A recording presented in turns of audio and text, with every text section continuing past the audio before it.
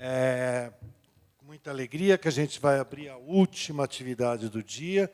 Começamos nessa manhã a terceira FliPUC, da PUC, com um dia, quem esteve aqui, iluminado aí com a presença da Jerusa Pires Ferreira, nossa homenageada.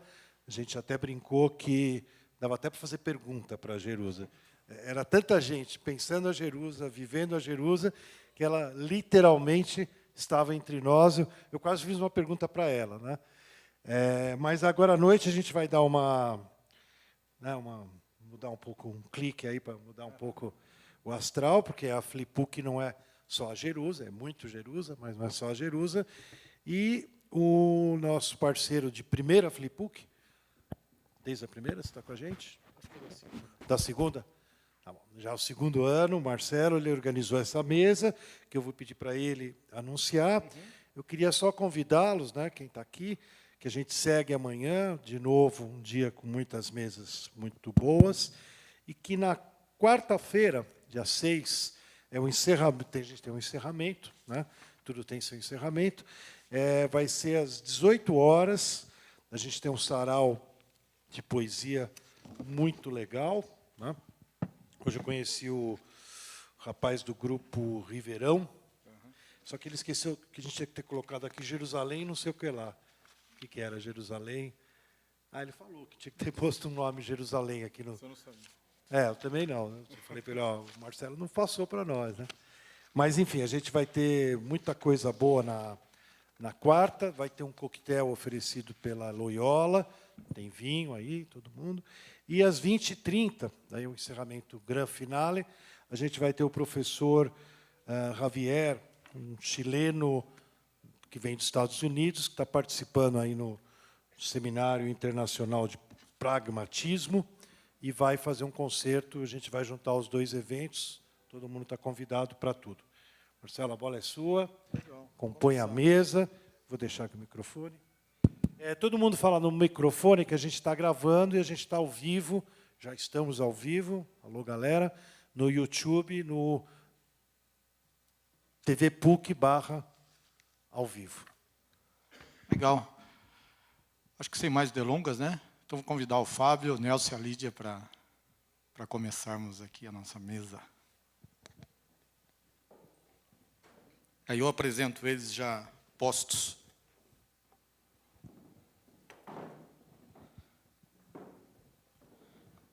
Bom, primeiro agradecer ao Zé Luiz, né, a professora Lu Santaella, que estimularam aí a criação dessa mesa sobre ficção científica. Agradecer ao Fábio, né, que foi a quem eu recorri na primeira hora, a Lídia, que aceitou o convite, e o Nelson também, para compor.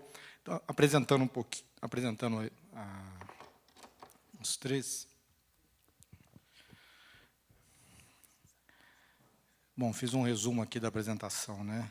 Fábio, de que ano, de que mês você nasceu? Em que mês você nasceu? Maio, então você é mais velho, que eu vou te respeitar hoje. O Fábio é professor do curso de jornalismo aqui da PUC de São Paulo, tradutor de livros. Ele destacou alguns aqui, Laranja Mecânica, A Era das Máquinas Espirituais. Esse eu não conheço, fiquei curioso, eu vou perguntar sobre ele. E ele tem 5 livros publicados: A Construção do Imaginário Cyber, Os Dias da Peste, No Tempo das Telas, de A a Z, Dicas para Escritores, e Back in the USSR. Se eu lembrei alguma música, não sei de que conjunto que era, né? Obrigado, Fábio. A Lídia é jornalista e futuróloga. Antes de você chegar, a gente estava conversando sobre a diferença de futurólogo e futurista. O Nelson me alertou que, se eu fizesse confusão, você ia ficar aborrecido. Depois eu ia pedir para você explicar. A Lídia é mestre em semiótica, é doutoranda em artes visuais pela Unicamp. Ela é head do Núcleo de Inovação e Futurismo da UpLab. É pesquisadora, editora do blog, curadora de notícia da newsletter UP Future Site. Ela publica contos de ficção científica. Ela escreveu a série de e-books. Você pronuncia Hacking mesmo? Hacking mesmo. E faz palestras, vários eventos, várias coisas, né? Já teve aqui numa disciplina que eu coordeno, né, de novas tecnologias, que foi bem legal. Obrigado, Lídia. E o Nelson, hoje, eu vou ser parecido, eu não sei se é o Nelson ou se é o Luiz, eu sempre confundo os dois. O Nelson de Oliveira é ficcionista, ensaísta, ele coordena oficinas de criação literária. Vai ter uma agora, você estava falando, não é? Oficina. Nesse exato momento... Liga o microfone. Neste exato momento, eu estou coordenando, não neste exato momento, mas nesse período, um ateliê chamado Escrevendo o Futuro, que é justamente para autores em início de carreira que querem escrever ficção científica. Ah, legal, onde vai ser? Já está acontecendo? Já está acontecendo, são 4 encontros quinzenais, já foram 2 encontros, o terceiro é na próxima quarta-feira, na minha casa. Ah, que legal. Descobrimos um pouco tarde, é isso? Mas outros virão. Mas já é a 7ª temporada, ano legal. que vem tem mais. Legal, legal.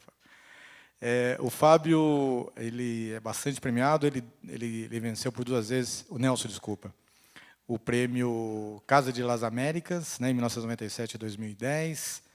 Ele tem romances, coletânea de contos, entre os romances Gigante pela Própria Natureza, Subsolo Infinito e Poeira, Demônios e Maldições.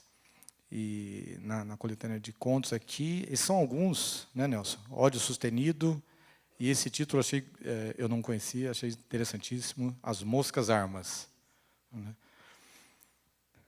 Alguma referência a Hemingway aqui, imagino, né? E também organizou a antologia Fractais Tropicais, com 30 contos selecionados brasileiros, né, de ficção científica. Colabora também com o jornal Rascunho, e ele e o Fábio escreveram em conjunto o livro Oneironautas. Legal.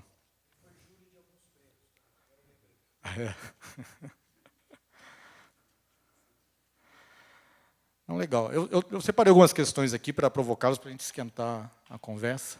Né? Ô, Nelson, você que é muito próximo do Luiz Braz, Cobra Norato fica perto de onde, hein? Cobra Norato, na verdade, ela fica próximo e distante de todas as cidades conhecidas. É uma cidade imaginária que eu acabei situando no Mato Grosso do Sul, que também é um estado imaginário, ainda não foi provado que o Mato Grosso do Sul existe, de fato, como a Bulgária do Campos de Carvalho, né? Então, é a minha cidade imaginária, na linha do Macondo e de tantas outras, né, que alguns autores criaram. E é nesse município em forma de pirâmide que várias das minhas narrativas se passam. E achei interessante ter nascido lá também, mesmo depois de eu já ter nascido. Bom, para quem não sabe, o Nelson ele tem também atende pelo pseudônimo de Luiz Braz, que é um contista, escritor de ficção científica. Né? E aí a cidade imaginária de Cobra Norato. Né? Aí eu fiquei curioso, fui procurar, né, para entender de onde vinha. Né? Eu achei muito interessante a história. Né? E uma homenagem, claro, ao poema do Raul Bopp, um dos poemas mais belos, né, do nosso modernismo, e, de certa maneira, um gancho, né, o primeiro gancho que eu acabei prendendo nessa grande aventura artística e literária, que foi o nosso modernismo, que teve várias vertentes, até antagônicas, mas, de modo geral, eu me considero plenamente modernista ainda hoje. Né? Ainda mais, o Luiz Braz, de fato, é um alter ego. Ele surgiu em 2006, quando eu percebi a potência da ficção científica. Potência, às vezes, eu chamo de ficção futurista. Prefiro mais ficção futurista, mas essa expressão não abarca toda a produção do gênero. E ao perceber, né, como o brasileiro tem um imenso preconceito contra esse gênero, a ficção científica, principalmente contra a FC Brazuca, né, produzida aqui mesmo, eu percebi que há aí uma praia, um território fascinante para a criação literária, no sentido mais pleno, né, num nível altíssimo de eficiência. Então, foi assim que surgiu o Luiz Braz. É uma tentativa de fazer ficção científica sem abrir mão de experimentos com a linguagem, né, que é algo que os modernistas sempre fizeram. E desde então, esse gênero tem praticamente dominado a minha vida, a ponto de eu quase não assinar nada como Nelson de Oliveira. Só recentemente eu voltei a assinar como Nelson de Oliveira uma narrativa muito curta, intitulada justamente Gigante pela Própria Natureza, né, esse verso do nosso hino, que é uma narrativa mais na linha do realismo mágico. Então, eu faço essa diferenciação. Nelson de Oliveira ele exercita, ele navega, né, no oceano do realismo mágico, e o Luiz Braz no oceano vizinho, que é o da ficção científica. E depois a gente pode até conversar um pouco sobre isso. Eu não vejo como áreas muito distantes, né, a fantasia e o realismo mágico, ou o chamado realismo fantástico, que para mim é a mesma coisa que realismo mágico, estão muito próximos da ficção científica, da melhor ficção científica, né? A ponto de, em muitos momentos, haver uma troca de influências, de referências. Legal. Uma vez eu assisti uma entrevista sua, não sei se foi no Arte 1 ou no Curta, que você falava da questão dos quadrinhos, como isso interfere na tua obra, né? Os quadrinhos. Eu comecei a me interessar pela indústria cultural pelos quadrinhos, né? Eu nasci numa região muito pouco cultural nesse sentido, de uma alta cultura. Então, obviamente, o acesso à ficção científica foi principalmente via quadrinhos e as séries de TV da década de 60 e 70, né? Mas eu não me lembro exatamente o que eu falei no Arte 1. Eu tenho uma tendência terrível de improvisar, e muitas vezes eu assisto o programa depois, eu falei, por que eu estou dizendo isso? Eu não concordo com nada disso. É o alter ego, é um espírito. Mas, enfim, minha paixão pelos quadrinhos, ela existe até hoje. Eu sou fascinado. E a gente tem uma produção também nacional de altíssimo nível, né? E tudo isso forma... tentar ver essa produção da chamada indústria cultural não com os olhos do apocalíptico, né, como bem cunhou Humberto Eco, e também não, né, com olhos muito tolerantes, mas encontrar nessa produção massificada, industrializada, elementos que possam enriquecer a alta cultura, né, que possam enriquecer a literatura, que é o campo no qual eu atuo. Então, neste exato momento, eu não vejo com bons olhos o conflito entre alta cultura, alta literatura e produção de massa, né? Eu creio que são instâncias que devem se alimentar e tirar o melhor de cada uma na produção de novos artefatos culturais. Pelo menos é o que eu tento fazer Luiz Braz, com a ficção científica. Legal. Lígia, e você navega em dois lados interessantes, né? Você tem um pé na questão da pesquisa, das tecnologias, vamos dizer assim, no mundo tecnológico mesmo, né? E a questão da ficção científica, né? Como é que essas duas coisas se misturam aí? Então, no que você escreve?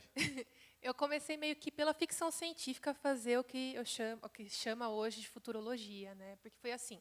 Em 2009, eu fui fazer uma iniciação científica na Casper Libero, onde eu me formei, que era sobre uma animação japonesa chamada Serial Experiments Lain. E aí que eu comecei a entender sobre ficção científica, cyberpunk, que é um subgênero da ficção científica. Inclusive, entrevistei o Fábio Fernandes naquela época para uma revista da Casper e tal. E desenvolvi uma pesquisa na qual eu comparava as tecnologias fictícias desse anime com tecnologias reais. Só que em 2009, eu já estava falando de coisas, por exemplo, a era das máquinas espirituais, Ray Kurzweil, ou mesmo da questão da singularidade, e ninguém sabia o que era. Em 2010, a gente fez um evento na Casper Libero que chamou Science and Fiction, que o Fábio também participou, para falar dessa relação entre ficção científica e ciência. Então, a gente chamou engenheiros, físicos, matemáticos, para falar sobre ciência e a correlação com ficção científica. Daí foram autores, pesquisadores, fãs de ficção científica para falar sobre a importância. Mas ainda era muito incipiente, ninguém falava nada, era muito mais um estudo de cultura, um estudo de arte na área de comunicação, do que realmente uma pesquisa mais mercadológica, digamos assim. E aí o tempo passou, eu falei, ninguém está levando a sério esse negócio de ficção científica na academia, se eu fosse das letras, talvez até levassem mais do que na comunicação. Desencanei e fui estudar arte, porque daí super tem valor mercadológico arte, né? Mas enfim. Aí eu fui estudar arte, fiz mestrado aqui na semiótica da PUC, inclusive tive aula com a Jerusa e é muito gratificante ver essa homenagem a ela, porque ela está presente no meu trabalho até hoje, que eu faço doutorado. Aprendi muito com ela, com o Lotman, então Yuri Lotman é um autor que eu também sigo até hoje. Mas fui estudar arte, fui morar fora do país, começou a bombar a realidade virtual. Aí, porque o Facebook comprou óculos e tal, e aí eu comecei a escrever sobre realidade virtual, que já era uma coisa que eu tinha estudado em 2009, estudando um anime. Beleza, comecei a estudar, voltei para o Brasil, teve o primeiro evento de realidade virtual do Brasil, o BR-VR. E lá tinha um painel sobre o futuro da realidade virtual. E nesse painel tinha uma menina, uma mulher, a Camila Gattaz, que se autoproclamava futuróloga. Eu falei, ué, o que é isso? Aí ela explicou o que ela fazia, que era pesquisa de tendência de comportamento do consumidor e tecnologias que estão acontecendo agora, que estão sendo desenvolvidas agora. E aí eu falei, gente, mas eu fazia isso, só que eu fazia monografia, BNT, eu não fazia um PDF bonito, um PowerPoint bonito para apresentar e tal. E aí eu fui fazendo cursos, fui trabalhando, fui conhecendo as pessoas e me enfiei nessa área do mercado que é futurismo ou futurologia. Aí que eu explico, já pegando o gancho também. Pode usar as duas palavras, mas eu, como estudante de artes, eu prefiro fazer essa distinção, porque futurismo me lembra muito o movimento artístico do começo do século passado. Tem umas conexões, se a gente vai ver os manifestos da década de 20, tem algumas conexões, por exemplo, quando fala sobre a expansão do homem, o homem-máquina, o transhumanismo e tal. Mas não é exatamente o que o futurismo de hoje faz. Basicamente, o futurismo hoje faz pesquisas de tendências de tecnologia e comportamento do consumidor para marcas e empresas, organizações. Então, tem uma definição da Aerolito, que é uma escola que dá cursos livres sobre futurismo aqui no Brasil, que é bem focado nisso, fazer essas pesquisas e ajudar as empresas a construírem um futuro. Então, é bem focado em negócios. Eu gosto mais do futurologia, porque já traz o sufixo logia, que é estudo, e estudo do futuro. Mas como estudar uma coisa que não aconteceu ainda? A gente, na verdade, estuda tendências e ajuda pessoas, não empresas necessariamente, a construírem um futuro mais positivo e que seja mais ideal para elas. E por isso eu falo muito sempre que é preciso ter diversidade também nessa profissão. Que se ficar muito concentrado em homem, branco, a gente vai construir um futuro que é o que sempre acontece, né? Então, eu sempre falo muito sobre isso. E aí é mais nesse sentido. Eu trago muita referência do Osip K. Flestheim, que foi quem criou o conceito de futurologia, e é mais pensando desse ponto de vista filosófico, antropológico, sociológico. É mais uma reflexão sobre o futuro, do que necessariamente transformar esse futuro em negócio ou como manter o seu negócio vivo e lucrando no futuro. É mais por esse lado. Legal. E hoje, com essa questão toda, né, de desenvolvimento que teve esse salto recente de inteligência artificial, blockchain que está numa rampa ascendente, essa fronteira não está um pouco tênue, né? Será que é a primeira vez que as coisas estão tão mescladas entre aquilo que ainda é uma futurologia, aquilo que é já concreto? Como é que você vê isso? Eu acabei não respondendo uma parte da pergunta, né? Ficção científica é futurologia. A ficção científica é considerada uma das disciplinas do Future Studies, ou estudos do futuro. Então, ela também é usada como uma forma de não prever, né? Mas de entender o futuro, porque ficção científica e futurologia não têm obrigação de prever, mas sim de construir, nem tem como. Se qualquer pessoa vir falar que vai acontecer tal coisa, como o Ray Kurzweil fala, que 2045 vai ser o ano da singularidade, é bem controverso. Tem gente que fala que ele acerta 90% das previsões dele, tem gente que fala que não, que ele é um charlatão. Mas, deixando isso de lado, eu trago muito essa questão da ficção científica pelo lado artístico, da sensibilidade, de especular. Porque é diferente uma pessoa que é mais pesquisadora, focada na tecnologia, do que a especulação artística do escritor de ficção científica. Então, eu dei um curso online pela Oli, que é um braço de educação online da Aerolito, que era justamente futurismo, ou futurologia e ficção científica, que o Nelson participou. E lá ele trouxe justamente essa questão de como escrever, como o autor de ficção científica tem um outro olhar para pensar o futuro. E aí o que a gente discutiu também no coletivo Cripto Caipora, que é o coletivo de estudos dele de ficção científica, é que a gente está num ritmo tão acelerado de tecnologia hoje que o autor de ficção científica quase não consegue prever. Não prever, mas pensar num futuro que seja muito distante, que já está rolando aqui. E aí, eles até me perguntaram, onde você se informa? Né? A gente não está perdendo passo, só ficando atrasado. Eu falei, a gente está, mas legal, vamos nessa. E aí tem um conceito muito legal que o Fisher fala, que chama hauntology. Né? Eu vi recentemente, foi um vídeo no YouTube que eu vi, né, que eu achei muito interessante.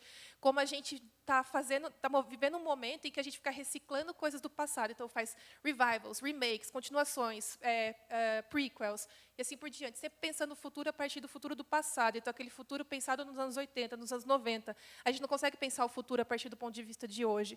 Então, a gente está num momento bastante de refogar ideias de futuro do que realmente pensar um futuro muito diferente, como fez Asimov, como fizeram outros autores do século passado. Então, sim, por esse lado, a gente está com um desafio, como escritor de ficção científica, para conseguir sair dessas amarras, sair desses clássicos e não ter medo de especular mesmo, né? Porque, enfim, como o Nelson também falou, aqui no Brasil é bem difícil, né, o pessoal levar a sério. E nesse curso, inclusive, teve uma moça que pediu a voz e falou assim: ah, mas vamos ser sinceros, nem escritor do Brasil de ficção científica é bom, vai. E a gente... Então, eu discordo, né? Mas tudo bem, vamos nessa. Então, a gente tem vários desafios, como mercado e como escritor mesmo, como artista. Ô, Fábio, pegando um gancho nisso que a Lídia falou, é interessante, né? Ela falou realmente, pensando, tem muito uma coisa de reciclagem, né? E por que você acha que isso está acontecendo? Eu nunca tive pensado a respeito.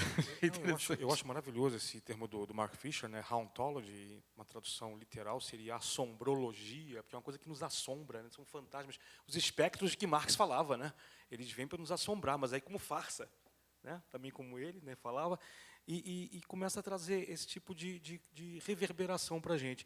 O que no começo é bem interessante, porque a gente tem uma coisa justamente que esses fantasmas que nos assombram não são necessariamente fantasmas ruins, são recordações. Então, vem uma recordação, né, e que te traz algum conforto, te bota numa zona de conforto. Então, acho que é basicamente isso.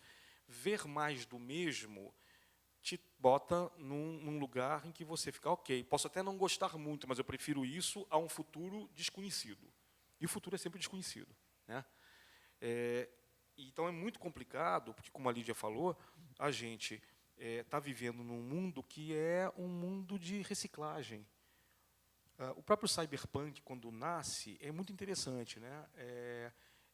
Em 86, você tem o Bruce Sterling, que é um dos membros do movimento cyberpunk, que é composto de 5 autores, e ele escreve um manifesto onde ele fala que eles estão pegando coisas do passado, dos anos 60, basicamente, mas de autores que já eram autores bem diferentes, autores que não se encaixavam. Então, em vez de pegar um Asimov e um Clarke, que são aqueles clássicos, e hoje a gente chama de autores históricos, ou seja, né, são autores que você respeita, mas que não dá para aproveitar mais muito do que eles disseram. Você tem uma coisa ou duas fundamentais, né, a robótica do Asimov, né, algumas coisas da ficção cósmica do Clarke, se aproveita, mas quando você vai discutir tendência futura, você pega exatamente um ponto ou outro e não se consegue ir muito além.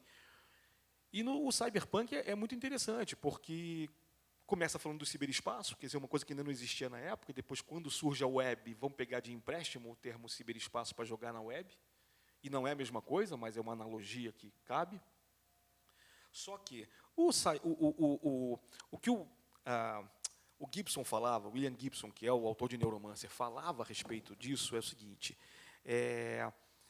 para entender o cyberpunk, você tem que ir em cidades como a Europa. Na Europa, e por isso que a maior parte da ação de Neuromancer se passa ou no Japão, bem rapidamente, e na Europa, a maior parte. Por quê? Porque você entra numa cidade europeia, você vai em Londres, você vai em Roma, estou falando assim das capitais, mas, né, porque elas são um pouco mais, entre aspas, avançadas. Você tem uma mescla de velho com novo maior. Então, você em Roma, você tem prédios novíssimos desse ano e tem o Coliseu, né? Então, justamente são camadas, né? E o William Gibson ele sempre falou do cyberpunk como uma espécie de arqueologia. Então, a ficção científica já fazendo uma arqueologia de si mesma, para tentar, a partir daí, resgatar algo, tentar criar um futuro interessante. Não é à toa que o Gibson depois vai se reinventar também e fazer ele mesmo a própria futurologia com o reconhecimento de padrões, que é um livro de 2002, 2003, logo depois do 11 de setembro, e é um livro que se passa na mesma época em que ele escreveu. Neuromancer é um livro que se passa tipo quase um século depois, né, 2060 mais ou menos, e o reconhecimento de padrões não, ele se passa 2002, 2003. E a personagem principal não é uma samurai das ruas, como tinha a personagem da Molly, né, no Neuromancer. É a Case Pollard, que é uma designer, uma fashionista, e que tem uma espécie de alergia semiótica a marcas. Né? Então, é um personagem interessantíssimo. Por exemplo, na primeira história, no Neuromancer, os personagens bebem muito e usam muitas drogas, e ela faz pilates e toma água mineral. Então, você pensa, opa, talvez, né, nessa época, nada mais revolucionário do que fazer isso. E então começa a tentar te oferecer esse espelho da nossa realidade. Né? E a ficção científica também atua nessas fronteiras. Essa terceira trilogia do Gibson, de Pattern Recognition, o pessoal, durante um tempo, ficou hesitante em chamar de ficção científica, porque, ora, ela não é futurista. Mas, como o Nelson falou, nem toda ficção científica é futurista. Você tem uma pletora de subgêneros. Né? Depois do cyberpunk surgiu o steampunk, que é uma homenagem ao cyberpunk, mas geralmente histórias passadas no passado, no século XIX e XVIII, alternativos, onde você tem uma tecnologia avançada que nós não tivemos na nossa realidade. Agora nós estamos até começando a reinventar o cyberpunk, né, o steampunk, como a Lídia falou, em outras realidades paralelas à nossa, mas que existem. É a realidade africana, a realidade asiática, a realidade LGBT, que, olha que interessante, o que nós escrevemos diz tanto pela presença quanto pela ausência. Quando a ficção científica americana, até os anos 80, ela é predominantemente cis-hétero, branca, de certa idade, ela simplesmente, talvez por desconhecimento, algumas vezes por má-fé, não coloca o que a gente chamaria de minorias, né, que já estão, né, cada vez maiores. E quando você tem um lugar de fala, tudo é possível. Hoje você tem, por exemplo, um livro que foi lançado ano passado, chamado Everfair, da autora afro-americana Nisi Shaw, que é uma ficção steampunk passada no antigo Congo belga, quando ela reinventa a história contando, né, o que aconteceria se o rei Leopoldo II não tivesse feito aquele massacre e a civilização toda tivesse se desenvolvido segundo padrões dos nativos da região. Então, começa a ser refrescante aí. Eu acho que a ficção científica ela não está se movendo mais para frente, está se movendo para os lados. A gente está abrindo fronteiras em realidades paralelas, realidades alternativas. Eu acho que isso está sendo mais fascinante agora. Interessante, interessante. Tem uma galerinha aqui participando, então eu vou só te dar um abraço da Lucivânia Maia, que não pôde vir, para o Marcelo. Tá bem. Professora Lucivânia. A professora Lucivânia fazendo uma parte bem rápido, né? Ela participou do segundo, é uma professora da rede pública, né? E ela aprendeu poesia a partir de um aluno dela que escreveu e ela estimulou o aluno a participar aqui. E agora é muito interessante, agora mais alunos dela estão escrevendo, né? Ela também escreveu e a Educ publicou um poema dela, né? É uma educadora fantástica. Só queria fazer uma parte, que você falou isso, ano passado eu fiz aqui também na Flip uma oficina de ficção científica para alunos. É verdade. Né, de 2 turmas, né, de escola daqui da região, adolescente, e há pouco tempo eu recebi um e-mail de um deles mandando um conto para mim. Falou assim, professor, desculpa, não sei se você lembra de mim, mas está aqui e tal. Um trabalho que eles desenvolveram em sala aqui, né, em oficina aqui. E outra coisa que eu acho super gratificante, esqueci de agradecer a você e toda a equipe da Goldfarb pelo convite, porque eu acho que são eventos como esse que fazem com que a gente possa estimular o pessoal a criar, a juventude a criar. Esse papo foi meio conservador, né, estimular a juventude a criar, mas acho que é por aí mesmo, né, a gente tem que incentivar. E acho que poesia e ficção, acho que principalmente a científica mesmo, não tem nada mais estimulante para a cabeça do pessoal. Sim. Aliás, ainda na linha de poesia, Nelson, aqui eu fui reler a Última Árvore, né? Que eu vou fazer colocar umas questões aqui para você. E logo no começo ele fala, né, que o Luiz Braz fala, né, ou o chefe comenta, né, no conto, né, que ele não sabia se eram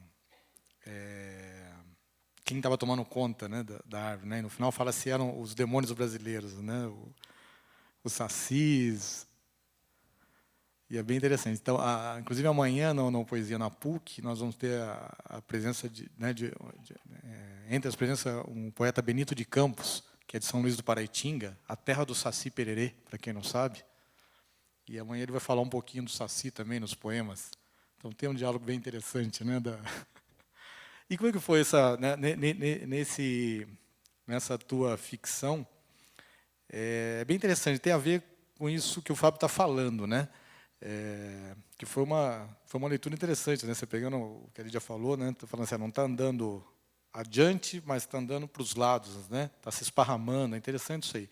E na última árvore aparece exatamente algumas questões do tipo. Seria legal você comentar.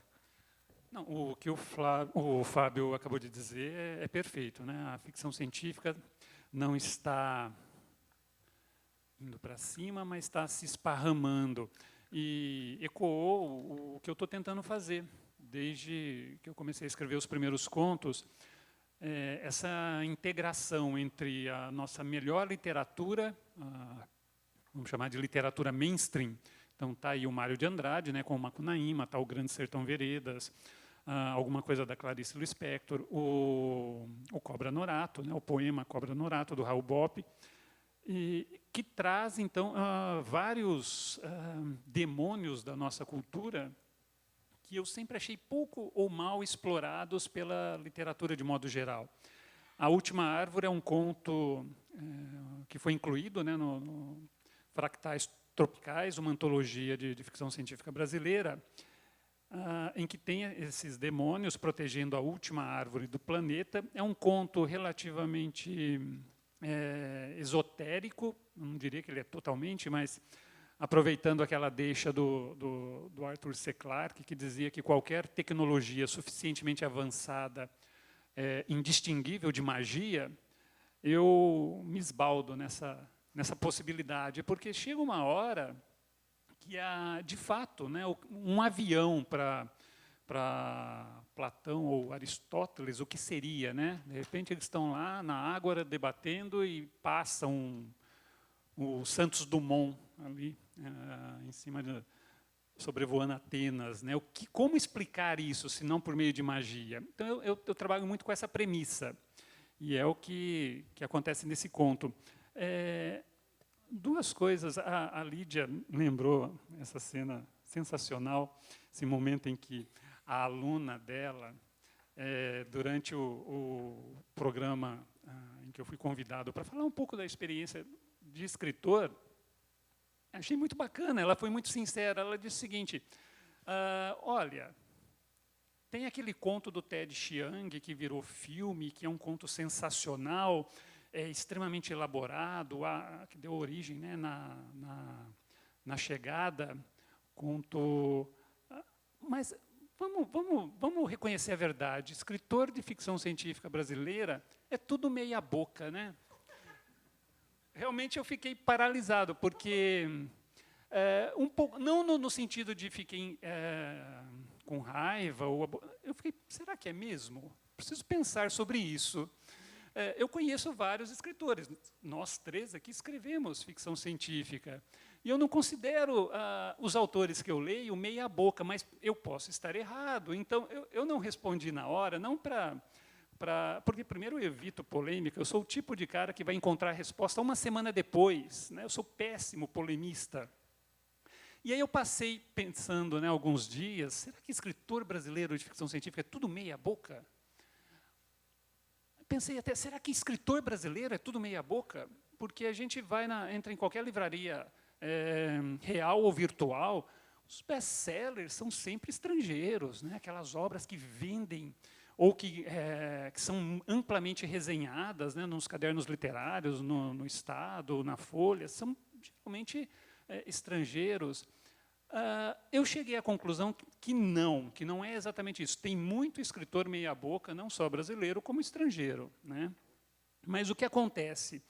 Aí eu me fiz a seguinte pergunta, eu não sei se vocês leem ficção científica, e eu sempre que eu posso, eu faço a militância da leitura até contra o audiovisual, né?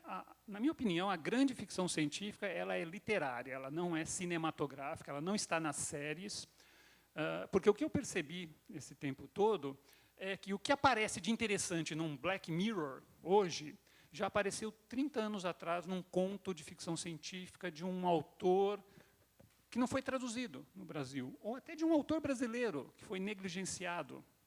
Então, a grande ficção científica do nosso tempo é literária, sempre literária.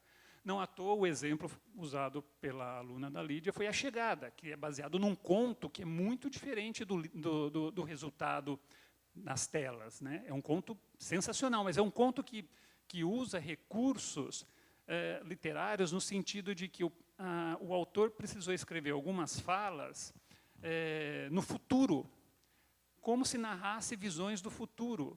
E isso foi um recurso da poesia, da poética, muito interessante, né? Mas, no fim, a conclusão que eu cheguei é que não só devemos ler ficção científica, pelas razões que a Lídia e o Fábio apontaram, e entre elas é a seguinte constatação, de que qualquer objeto, qualquer tecnologia, qualquer artefato tecnológico do nosso tempo já foi previsto num conto de ficção científica décadas atrás. Nada que exista hoje na nossa realidade não apareceu num conto ou num romance de ficção científica, o que me faz crer que muita coisa do que ainda vai aparecer já está nos livros, né, pelo menos na ficção. E a outra razão é, por que ler ficção científica brasileira? Né? Por que ler? Eu pensei muito a respeito disso, né? Uma coisa é ler a ficção científica, tá bom, ficamos com os grandes nomes estrangeiros, mas por que ler o André Carneiro, por exemplo, que é um autor extremamente poético, né, extremamente literário, e com textos lindos, né? Por que ler o Fábio, né, contos e romances do Fábio, ou a trilogia da Lídia, ou Luiz Braz, ou tantos outros, né, que estão escrevendo atualmente, o Fausto Fawcett, que é a paixão minha e do Ricardo Celestino, que está aqui, um autor. Cara, é um autor assim estratosférico, em termos de literatura, não estou falando mais de gênero, mas de literatura. E a resposta que eu encontrei foi a seguinte, não sei se vocês vão concordar, é que não há, você não vai encontrar o Brasil em nenhuma outra ficção que não seja ficção científica brasileira. Então, você pode ler um japonês talentosíssimo, um francês, um alemão, um britânico, mas o Brasil você vai encontrar na nossa literatura, que é o que o Antônio Cândido disse, né, na década de 50, eu acho, quando falava que a literatura brasileira, ela não é tudo isso, né, que se espera, ela é um pouco insuficiente, mas é a única que nos representa. E isso esse argumento eu acabei trazendo para a ficção científica também. Se você quer encontrar o racismo, se você, o patriarcado, a luta de classes, os terrores do povo brasileiro e, de repente, as esperanças, só na literatura, na ficção científica brasileira você vai encontrar. Do contrário, é uma experiência um pouco de assistir, né, tudo isso, os terrores, as expectativas, as paixões de outros povos, né? Provavelmente eu fugi muito da sua pergunta, mas eu tinha prometido para mim mesmo não sair daqui hoje sem fazer essa militância. Bom, pode fazer pergunta de leitor ou não? Sempre. Por que a Última Árvore era um IP amarelo? Sou apaixonadíssimo por IPs amarelos, né? Eu sou apaixonadíssimo. Eu curto muito a vegetação, né, de modo geral. Não sou botânico, não entendo nada de botânica, não domino o vocabulário da flora, mas um texto que eu ainda quero escrever é sobre uma civilização alienígena extremamente avançada, feita apenas de plantas, plantas sencientes. Eu acho que aí sim, eu tenho a convicção de que a espécie humana foi uma experiência do cosmos, da natureza, mas que não vai render muita coisa, não. acho que o que a gente tinha para dar, demos. Estamos tentando, né? Nos esforçamos bastante, mas as plantas ainda vão prosperar muito, se a gente não dizimar o planeta, né? Mas eu fico imaginando uma civilização avançada em que o pensamento e a espiritualidade dessas futuras plantas sencientes possam ser expressas. Então, eu sempre vou colocar nas minhas ficções algum vegetal num papel simbólico forte. Legal. Lídia, pegando o gancho da sua trilogia, né? Que eu li.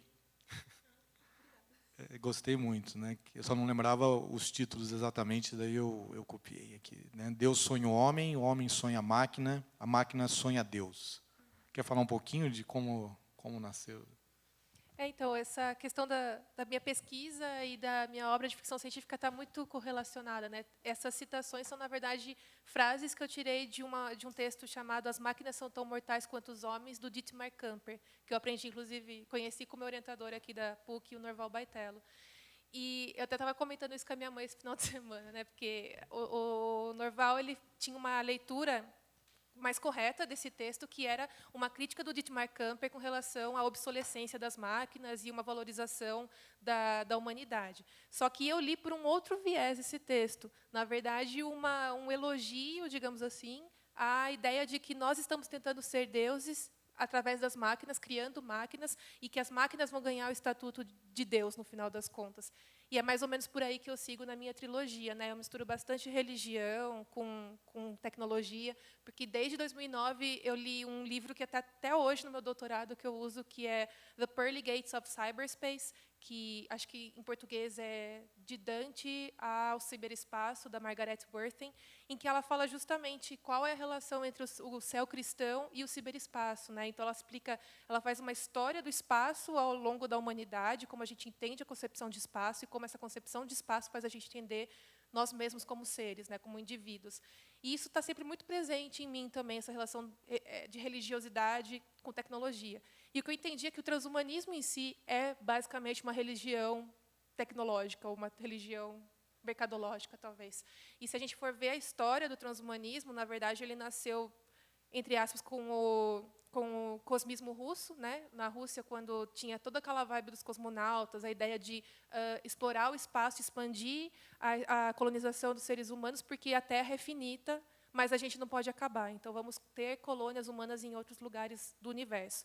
Quando essa ideia chegou nos Estados Unidos, mais ou menos na época da Guerra Fria, foram alguns cristãos ortodoxos, que chegaram lá para falar sobre isso, sobre o cosmismo russo, no Vale do Silício.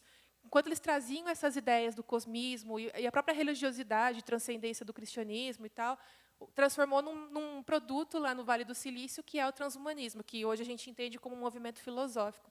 Mas, em vez de tentar, não necessariamente expandir a espécie humana para além do espaço, é expandir a espécie humana como espécie. Então, é transcender a condição humana. E isso tem todo um viés religioso, né? Por que eu quero transcender a condição humana? Porque eu quero ser mais do que humano. É para eu viver para sempre? A minha leitura do transhumanismo é muito essa. O medo da morte faz com que a gente tente achar, através da tecnologia, uma solução que a religião fala, por exemplo, nós vamos para o reino dos céus, né? Ou para o inferno, dependendo de quem é. Mas, enfim... É uma ideia que a gente tenta de acabar com aquilo que a gente sabe que é a única verdade, né? A única certeza que a gente tem é que a gente vai morrer. Mas a tecnologia talvez faça a gente não morrer. E se a gente não morre, a gente vira o quê? Deus. Deus é imortal, ou qualquer coisa nesse sentido. E aí eu comecei a correlacionar muito com isso. E hoje a gente vê que existem, inclusive, religiões, né? Grupos religiosos transhumanistas nos Estados Unidos. Por exemplo, tem a Terracing Movement, o Terracing Movement, que foi criado pela Martine Rothbard com a família dela, que eles têm um projeto de robótica em que eles criam inteligências artificiais que emulam a pessoa, que eles chamam de mind files. Então, toda a ideia do cyberpunk de viver na máquina, ou que o Hans Moravec também falava nos anos 80, de fazer o upload da consciência, está sendo desenvolvido lá, e tem esse grande foco na Terracing Movement. E o lema deles é, tipo, a tecnologia acima de tudo, e Deus é tecnologia, umas coisas assim. Tem também um grupo de cristãos transhumanistas, mormons transhumanistas. Então, tem realmente... E eles conseguem fazer uma leitura da Bíblia a partir do olhar transhumano. transhumanista. Então, realmente tem uma conexão muito forte de religiosidade, e eu queria explorar isso nos meus contos, né? Acabou indo por um lado mais cyberpunk conservador, de ter aquela samurai do asfalto e tal, que é a Lynx, a figura da hacker, que era toda destruidora, viciada em droga, e não sei o que lá. E era muito engraçado, porque quando eu publiquei isso, eu tinha 23 anos, eu acho. Na verdade, a trilogia foi com 23, mas eu tinha uns 20, estava na faculdade ainda. E um professor chegou e falou, eu li os seus contos, o seu primeiro conto, Dias Ira, né, que também está nessa trilogia, que é quadrologia, na verdade. Né? Aí ele, você é a Lynx? Eu falei, não. E é muito engraçado como as pessoas confundem, né? Porque a gente dá muito de si mesmo quando a gente escreve, né? Mas não, eu não sou a samurai do asfalto, eu sou mais para Casey Pollard, que vive de pilates e água mineral, do que a minha Lynx, né? Mas, enfim, era muito esse tema da morte, entender o tema da morte, da transcendência através da tecnologia.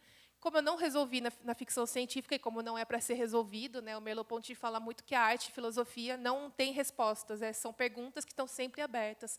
Aí eu fui fazer meu doutorado, que é basicamente isso. Eu estou estudando, trazendo de novo a Margaret Worthen, entendendo como uma imagem pode ser uma forma de sobrevivência à morte. Então, desde os retratos, as imagens rupestres, retratos do Renascimento, fotografias post-mortem e agora os avatares no ciberespaço. Como a gente está o tempo todo tentando sobreviver, seja pela via da longevidade com edição genética, com tratamentos genéticos, ou pela preservação em criogenia, ou pela criação desses mind files, por exemplo. Então, estou tentando entender muito mais o problema filosófico, antropológico e artístico também dessas imagens. Né? Então, eu estudo artistas como Andy Warhol, Gottfried Hellewein, Damien Hirst e a Bjork como exemplos para entender esse eu no espaço e forma de transcendência. Então, o que começou na minha ficção agora está no meu doutorado. Eu sou meio acadêmica quando eu vou escrever ficção, e é até engraçado, porque quando eles leram a coletânea que eu organizei, o Cyberpunk 2084, tem um conto meu que eu falo da virada ontológica, mas é basicamente um artigo científico, né, como a gente estava conversando. Então, eu tenho muito disso. Eu acho que até fazendo uma autocrítica, eu perdi um pouco da minha capacidade de especular como autora de ficção científica para ser mais uma divulgadora científica. Mas é a vida, né? A gente vai recuperando isso aos poucos. E nessa ficção tinha a questão da simulação, né? Enquanto gerando uma confusão na personagem do que era real, do que não era real, né? Bem Baudrillard isso, né? Mas eu também achei um conceito muito interessante, se eu não me engano, é do Heidegger, que, na verdade, o Gunther Anders ele fala sobre com relação ao Hollywood, né? E como o Hollywood criou uma realidade que não é a nossa, mas que é percebida como realidade, né? Então, essa ideia dos fantasmas também, né? Então, a gente vivencia a ficção como se fosse realidade e a gente quer atingir aquela ficção através da realidade. Então, a gente vê hoje casos como pessoas que estão fazendo cirurgia plástica para aparecer com filtros de Instagram e Snapchat.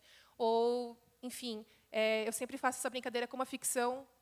Acho que o Fábio, inclusive, falou uma vez, e eu nunca esqueci, que foi, para escrever ficção, a gente tem que ser muito factual, muito realista, sendo que a realidade não faz o menor sentido. Mas ela é real, e não tem por que explicar, ela aconteceu. Mas na ficção, a gente tem que ser muito certinho, muito realista.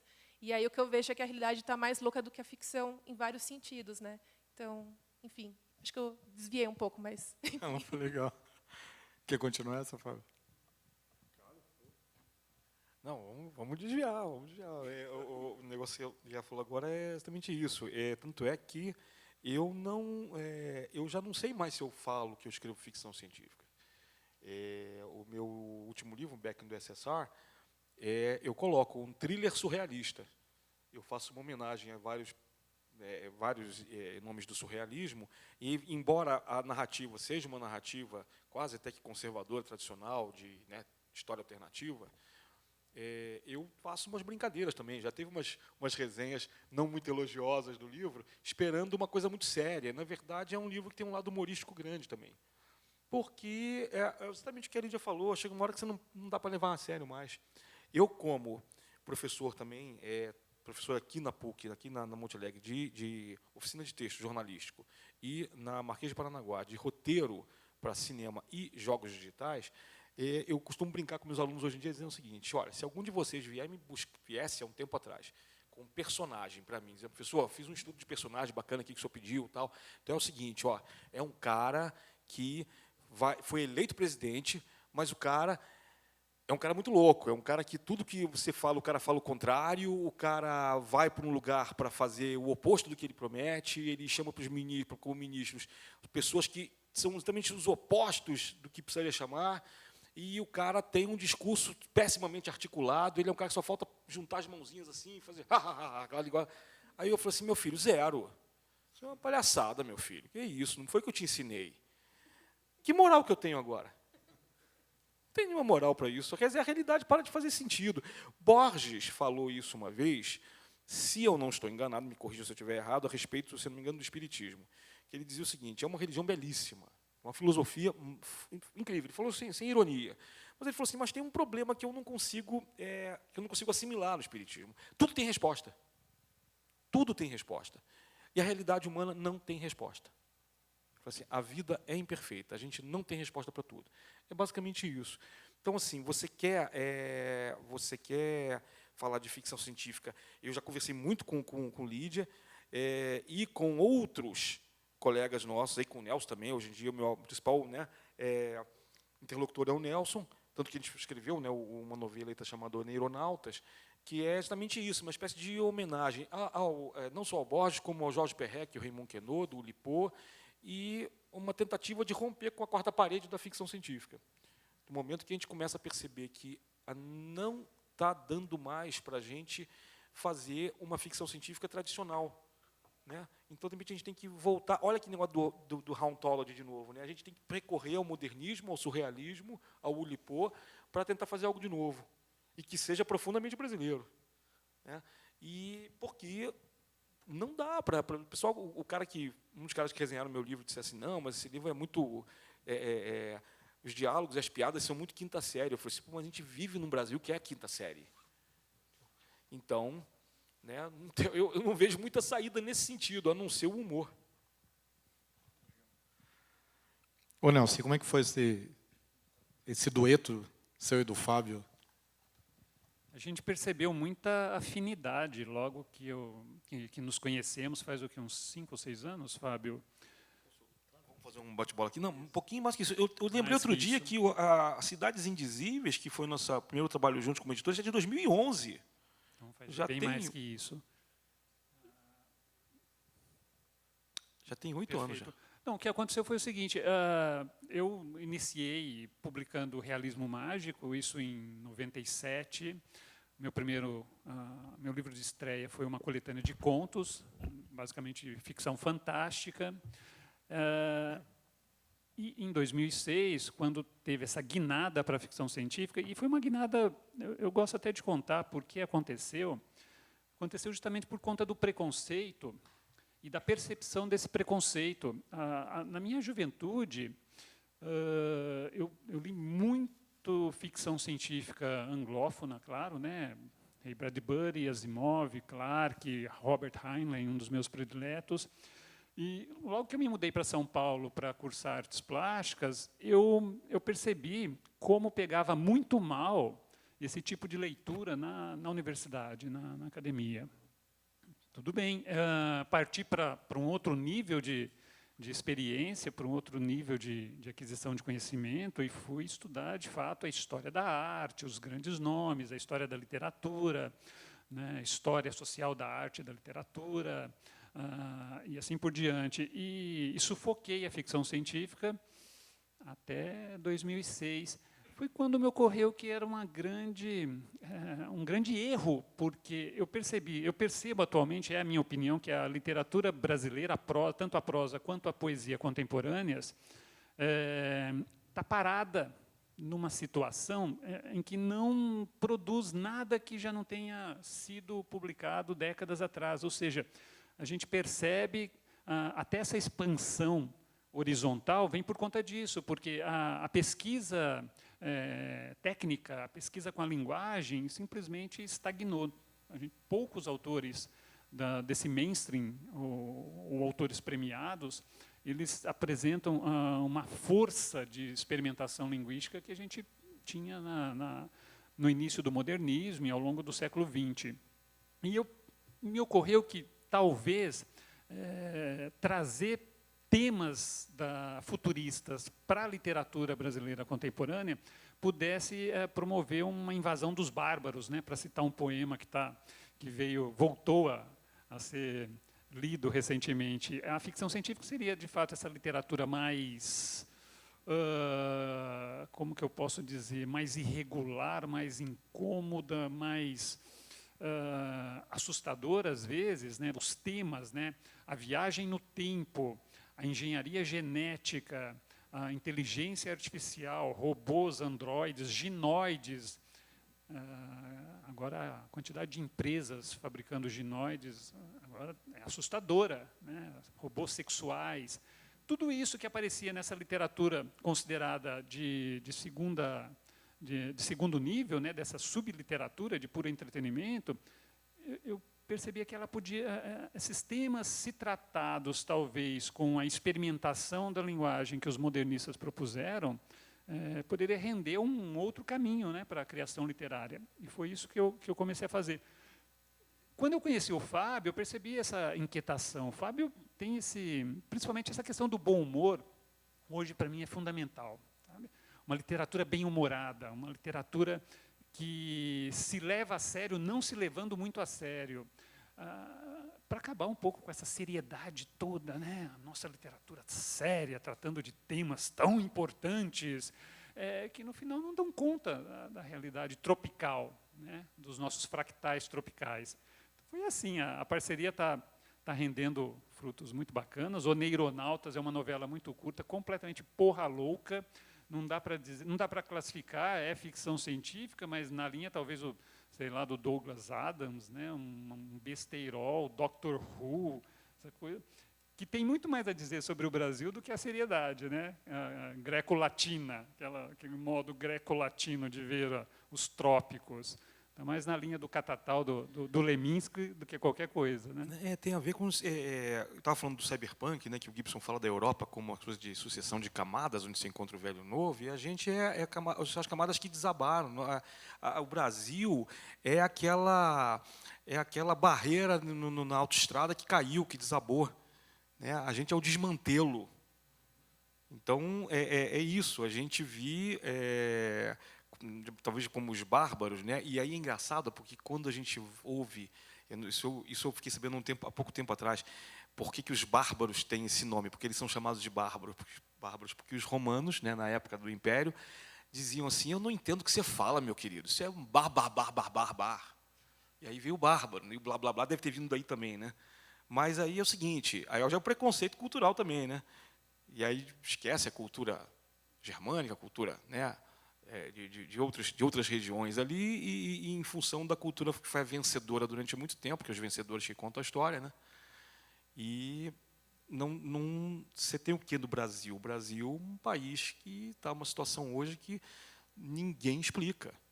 Ou talvez a gente até explique, sim, se a gente olhar para 350 anos de colônia, de Brasil colônia, que só em 1808 você pôde ter o imprimatur para se ter uma imprensa nacional, né? Antes disso, você não podia ter. Então, a gente não podia ler, a gente não podia pensar, a gente não podia refletir, a gente não tem, né? Você vai ter exemplos raros, como o Padre Antônio Vieira, por exemplo, mas aí, né, que vem da metrópole, né? Então, um país... uma coisa interessante que eu gosto de falar também da ficção científica é que o pessoal sempre fala assim: ficção científica, então não é possível no Brasil, porque não se faz ciência. Então, tem dois mitos aí. Primeiro, que a ciência... no Brasil se faz muito bem, obrigado. A última Scientific American foi um tapa na cara do governo, porque a capa toda, ciência feita no Brasil, pesquisadores brasileiros, isso aqui do Brasil, ou seja, não falta pesquisa brasileira, né? Mas também é um erro supor que a ficção científica fala só de ciência. Então, a gente está falando agora aqui, né, como a Lídia falou do cyberpunk, a questão do transhumanismo, que também aí é uma questão que tem religião, tem filosofia, tem sociologia, né? Você fala de terra alternativa, né, o universo paralelo, que é o termo mais informal que a gente usa.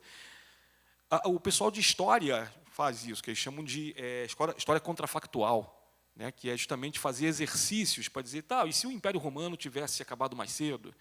Então, as tendências se pesquisam, olha, como é que seria? Então, por exemplo, um dos livros que eu traduzi, O Homem do Castelo Alto, do Philip K. Dick, que virou agora a série na Amazon, fala disso, né? Acho que foi a primeira obra, não sei exatamente a primeira, mas é a mais famosa, foi escrita em 62, vejam vocês, sobre o que aconteceria se os nazistas tivessem ganho a guerra. Então, ele traça um painel muito diferente da humanidade hoje. E como é que você trabalha isso com o Brasil? É como ele falou, eu também sou muito fã e amigo do Fausto Fawcett, que é uma das minhas referências, assim também como Campos de Carvalho, que eu sei que é a grande referência do Nelson, né? José Agripino de Paula. Então, são pessoas que explicam o Brasil pela loucura, explicam o Brasil pelo baixo, né? Baixo corpóreo bakhtiniano. Então, é disso que a gente precisa. É o Brasil que... Talvez não seja o Brasil que a gente quer, é o Brasil que a gente tem. É o que tem para hoje. De alguma maneira, é o Brasil que a gente merece. Né? Então, acho que é muito mais jogo a gente pegar isso e trabalhar do que ficar tentando uma coisa muito portentosa, sabe? Eu acho que quando a gente se juntou para fazer o Neuronautas, foi uma coisa assim, foi uma espécie de efeméride. A gente estava completando 50 anos, cada um, tem meses de diferença um do outro. Então, vamos fazer uma homenagem ao centenário, né? 50 de um, 50 de outro. Vamos brincar. E a gente é tão legal, que a gente demorou quase um ano para fazer isso, já tinha passado do centenário. Mas ficou essa coisa de round robin. Um escreve uma coisa, joga para o outro, e agora você se vira e faz a continuação. E continuação não interessa, faz o que você quiser. A única coisa que a gente botou em comum tem que ter 300 palavras cada capítulo, porque aí a gente brincou com uma regra do Oulipo, né? Que é o Rei de Literatura Potentielle, né? Que é o Ateliê de Literatura Potencial do Raymond Queneau, que é você estabelecer regras para você brincar. Porque a literatura também não precisa ser tão séria. Mesmo assim, vocês vão ler a literatura do Perrec e do Calvino e tem textos seríssimos. Né? Então, você pode, e eu acho que você deve fazer isso. Então, quando a gente faz no Neuronautas, desculpa, eu sequestrei tua fala, né? Porque eu fiquei super empolgado também. Ah, sim, isso. E é o seguinte, a gente continua com esses projetos, tanto é que depois a gente começou a bolar outras coisas, que ainda não estão na sua fruição total aí, mas, de certa forma, estão. Né? O Nelson bolou, junto ao Eduardo Lacerda, da editora Patois, a coleção Futuro Infinito, que já está no volume 4, vai ser o 5 agora, sábado. Né? E eu tive o prazer de ter o meu livro, Back in the USSR, publicado pela coleção, né? como editor. E esse livro é um livro antigo, o Beck, na verdade, ele tem 10 anos. Ele passou por várias editoras e não tinha encontrado uma casa. E acho que com toda essa questão que eu e o Nelson começamos a discutir do humor, de repente a gente viu que tinha uma possibilidade aí. E a gente está abrindo para outras coisas. A gente está abrindo agora para... Já estamos comemorando, estamos começando, já estamos anunciando todo mundo, o centenário da semana de 22. E nós estamos abrindo com este pequeno panfleto que nós fizemos, chamado Maquinaíma. Então, 20 a 21, um século de 22. Nós estamos fazendo, são 2 pequenos textos que a gente fez, comemorativos, né? Brincando justamente com a ideia da inteligência artificial, do ciborgue, do Macunaíma, né? Da máquina, que também é um imã, que atrai, né? Zoom de besouro, entra de Djavan também na história. Né? Djavan não entrou aqui, vai entrar no próximo. Então, a gente vai ter uns panfletos até 22 aqui. Tá? E é isso.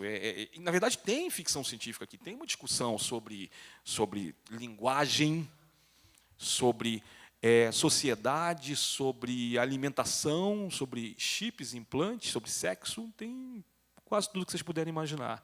E eu acho que é isso. Acho que essa saída e esse recurso que a gente encontrou para justamente poder fazer isso, essa ficção científica brasileira, pelo menos da nossa parte, né, sair mais, produzir mais. A gente está tentando espalhar, vou falar uma coisa que eu acho que é horrível, é uma mancha de óleo benigna, se é que é possível dizer isso. Né? A gente está se espalhando, e com o objetivo de simplesmente mostrar que é possível, e que acho que é necessário a gente rir. Só um dado informativo que eu acho interessante de falar é que, durante o período de regime militar aqui no Brasil, tem isso no livro da História da Ficção Científica Brasileira, da Libby Ginway, estou trocando todas as letras, né? Mas ela fala que, durante o período militar aqui no Brasil, os autores considerados mainstream começaram a escrever ficção científica porque eram censurados se eles falassem na lata e seriamente o que estava acontecendo. Então, talvez, não querendo dizer que a gente está vivendo o mesmo período igual agora, talvez a gente possa recorrer à ficção científica para falar das questões que a gente está vivendo hoje. Nada mais justo do que um momento tecnológico e distópico como a gente está vivendo. Né? E aí, com relação a essa questão do complexo do vira-lata e tal, eu tenho um termo muito legal de uma amiga minha, a Monique Evelyn. Se vocês procurarem o TEDx dela, ela fala sobre Vale do Silício versus Vale do Silêncio. O que é o Vale do Silêncio? Quando a gente fala de Vale do Silício, se a gente vai muito para esse lado do mercado, se fala muito, Vale do Silício, Facebook, Amazon, Google, tudo nasceu no Vale do Silício, lá que tem inovação, lá que acontece tudo. E o que são os vales dos silêncios? Na verdade, não são vales não são espaços que estão silenciosos, mas sim que são silenciados. Então, a gente entende que inovação tem que vir lá do Vale do Silício, da Europa, é de fora. Mas quando acontece aqui no Brasil é gambiarra, ou sequer acontece. As pessoas nem sabem que acontece, como o Fábio estava falando. Não tem muito essa noção do que a academia está produzindo. E aí, recentemente, eu ingressei na Sociedade Brasileira de Astrobiologia e participei... Sim, astrobiologia, vida espacial, é isso mesmo, é alienígena. Mas ninguém fala desse jeito, é super científico e tal. E aí eu fui lá com muito olhar, tipo, de leiga mesmo, né, porque eu sou de humanas, eu não entendo muito dessas coisas, mas para ver do lado do ponto de vista de jornalista. E o que eu entendi foi que muita informação legal, muita pesquisa incrível, mas não chega nas pessoas. As pessoas não sabem o que está acontecendo. Então, é aquele velho dilema do artista. Não basta ser artista, não basta ser pesquisador, você também tem que ser publicitário, você também tem que fazer marketing de você mesmo. Então, do ponto de vista de jornalista, eu vejo muito essa importância dessa divulgação científica para mudar essa ideia de que o Brasil é o país da gambiarra ou que não acontece ciência, porque acontece sim, só que nem sempre os cientistas sabem falar a língua do mercado, e aí, às vezes, a gente tem que aprender. Eu tive que aprender, porque, para mim, eu queria ser acadêmica, mas aí a vida dá essas voltas e a gente está fazendo essa questão com o mercado. Então, e hoje eu tento fazer justamente essa conexão.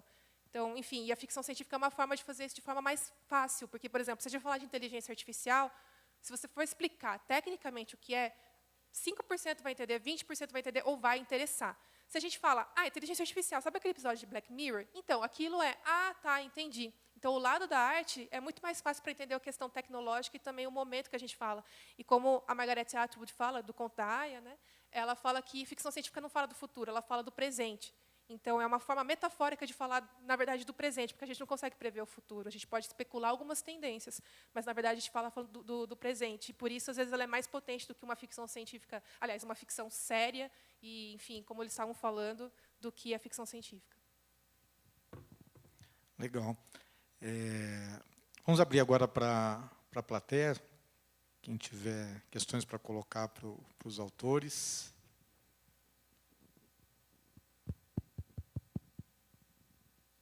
E aí, galera? Vinícius. Tá bom. Meu pensamento está muito desorganizado, então eu vou falando o que vem na cabeça e vocês tentam responder conforme for. Tá. A primeira parte é sobre a ficção científica. Que eu até entendo a parte do regionalismo da ficção científica, de a ficção científica brasileira ser diferente da ficção científica dos Estados Unidos ou do Japão, mas com a tendência de globalização e principalmente com a forma como vai se desenvolvendo, vocês não acham que é uma tendência essa diferença regional e ser diminuindo, assim, evanescendo, uma vez que, tipo, sei lá, eu já perdi de cabeça assim quantas ficções científicas são, tipo, uma Ecumenópole lá, que é uma cidade planeta. Então, como acontece, como poderia acontecer uma sobrevivência assim, tipo, pensando em ambientes de ficção científica como esse? Posso responder só assim aqui? Vinícius, bom, obrigado pela pergunta, que é uma pergunta ela volta e meia a gente se faz essa pergunta também. Mas isso está sendo discutido muito esse ano, principalmente, porque tem começado a haver iniciativas justamente com o mercado norte-americano. Eu escrevo para o mercado de língua inglesa há 10 anos e tenho várias publicações lá. Ano que vem, talvez, eu publique uma novela, né? Eu geralmente participo de antologia, já editei uma antologia no Reino Unido. E eu tenho muita essa discussão com os americanos, os britânicos e com os brasileiros sobre essa necessidade. Ou, né, o que a gente pode fazer a esse respeito? E aí a resposta, de novo, não é uma resposta simples, nem sabemos se é uma resposta, né, totalmente formada. Mas a gente está vendo, no momento, duas coisas interessantes. Primeiro, a discussão ainda da parte dos americanos, principalmente, de que é necessário que todo mundo escreva em inglês ou que tenha seus trabalhos traduzidos para o inglês, que ainda é a língua franca, né? E para aqueles que falam, puxa, não, mas a China está aí, mercado. Não, agora tem a Future Affairs Administration, que é o nome em inglês do escritório que trabalha com essas questões na China e que tem inclusive contratos com várias editoras americanas e revistas americanas que estão publicando mensalmente material traduzido do chinês para o inglês. Neil Gaiman contou uma vez que ele estava num desses eventos, acabou de ter um evento desse da China lá, que várias pessoas dos Estados Unidos, Inglaterra, Canadá, Itália foram, e ele perguntou para um dos secretários lá, né, ele perguntou, mas por que vocês estão fazendo isso? Porque vocês eram um país muito fechado, tudo mais, e tal. Aí ele falou assim, não, pois é, a gente era fechado, sim, mas a gente percebeu nos últimos anos, conversando com os nossos cientistas, que todos eles se interessaram por ciência a partir da leitura de ficção científica. E, né, dentro de um regime comunista fechado, os caras se viravam para conseguir literatura em língua inglesa, que era o que tinha, porque não era politicamente correto fazer ficção científica na China naqueles anos 50, 60, 70. Eles perceberam, a gente está comendo bola. E aí, primeiro, eles começaram a incentivar, e hoje tem até um escritor chamado Cixin Liu, né, que tem uma trilogia já publicada aqui no Brasil. Acabou de sair, 2 meses atrás, um filme chamado Terra à Deriva, né, do Netflix, que é baseado num conto desse autor. Primeiro, todo esse pessoal está sendo traduzido para o inglês. Mas, ao mesmo tempo, tem uma coisa aí. Conversando com editores americanos, conhecidos meus, eles falam assim, olha, a gente quer, sim, ler vocês em inglês, mas a gente quer ler vocês. O pessoal, eles não estão interessados em mais do mesmo também. Então, por exemplo, o cara quer uma história de ficção científica steampunk passada no Rio de Janeiro. O cara está afim disso, ele acha interessante. Se um brasileiro escreveu uma história de ficção científica steampunk passada em Londres, pode ser, mas 300 já fizeram, né? Então, de repente, pode ser interessante ter uma versão brasileira aí. Que, aliás, o Brasil está fazendo muito. O Brasil é um dos maiores mercados para o steampunk, né? Inclusive para a literatura. Existe um conselho steampunk brasileiro, que até os cyberpunks americanos já mencionaram várias vezes. O Bruce Sterling vive falando na Wired. Mas é isso, entendeu? Mas está tendo uma discussão muito forte. Nesse momento agora, tem muitos brasileiros nessa dúvida se devem ou não devem fazer isso. A revista Strange Horizons acabou de publicar mês passado uma especial brasileiro, com vários contos brasileiros, mas tudo da novíssima geração. Entendeu? Eu só fiquei sabendo disso, inclusive, em cima da hora. Minha geração, o pessoal não ficou nem sabendo que isso ia sair. Mas é interessante, porque tem muito mais escritor do que a gente imagina, né? Mas a discussão vai ser sempre essa. Existem muitos escritores que querem fazer uma ficção científica que é aquela coisa tradicional.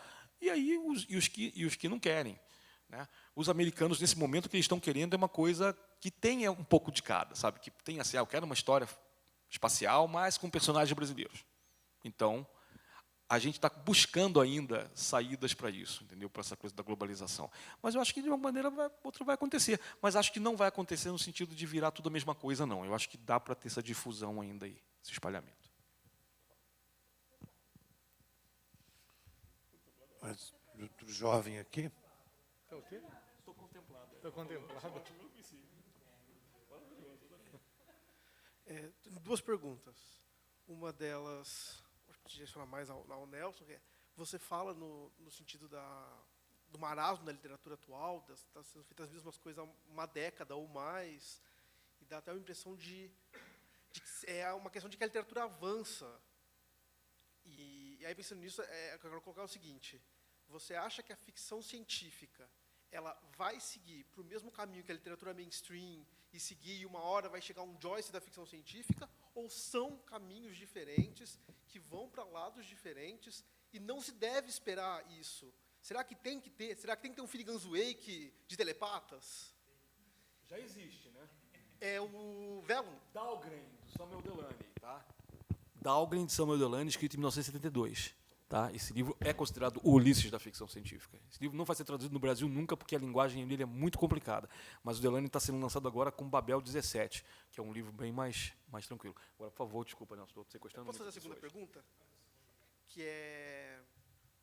O que vocês dois falaram, a Lídia e o Fábio, nesse mundo incompreensível, e você tem sim a questão de, para a ficção científica, o autor ele ter que entender do mundo em que ele está inserido para especular, num mundo incompreensível.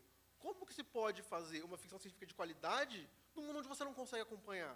onde a tecnologia atual já é magia, não é a futura, é a atual, onde a gente não consegue entender direito o que é o AlphaZero, o que é o Watson, ou o Bill Gates está inventando gerador de energia limpo do bolso dele, sozinho, ninguém sabe como funciona. Então, como você especula num mundo desse? São duas perguntas para promover duas mesas diferentes, né, para a gente debater só isso. Porque são perguntas muito consistentes, inquietações muito consistentes, e é óbvio que eu vou responder por mim mesmo, pela minha experiência, não poderia ser diferente, eu jamais ia te dar uma resposta genérica que pudesse contemplar todos que estão escrevendo ficção científica no momento. Eu vou te dizer quais são as minhas inquietações com a literatura. A primeira, achei deliciosa, a primeira pergunta, o Joyce da ficção científica. Eu entendi. Vocês vão lembrar que a Folha de São Paulo, muito tempo atrás, na virada do século, fez a pesquisa para eleger o romance mais importante do século XX. Venceu Ulisses, né, do James Joyce, como um romance que representa o século XX. Gostem ou não gostem, não interessa. Para o bem ou para o mal, Ulisses representou o século XX. Todo o conflito literário, social, está condensado nessa bomba que é o Ulisses, né? Eu entendi. Eu acredito nisso. Eu sinto que está faltando isso.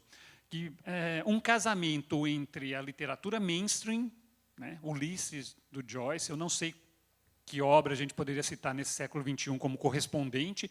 Na literatura brasileira sempre é muito citado o Catatal do Leminski, como um romance experimental e antipático com essa força, né?